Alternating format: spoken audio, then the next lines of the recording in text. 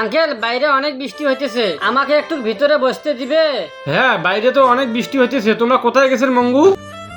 আমরা তো বাড়ি যাচ্ছিলাম আঙ্কেল, রাস্তায় বৃষ্টির মধ্যে আটকে গেছি। ওই ভিতরে গিয়ে তোমরা বসো। ধন্যবাদ আঙ্কেল। আমি ওই আচারটা খাবো। একটু বসে থাকো, আমার বাড়ি যেয়ে খাইয়া নেব। আমার তো অনেক খিদে পেয়েছে, এখন আমি কি করব? বাচ্চা ছেলে, না কিছু খাইতে দেই।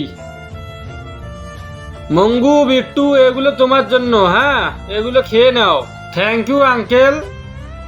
ভাই এটা কিভাবে খায়? এইদিকে দে, আমি খাওয়াইয়ে দিচ্ছি।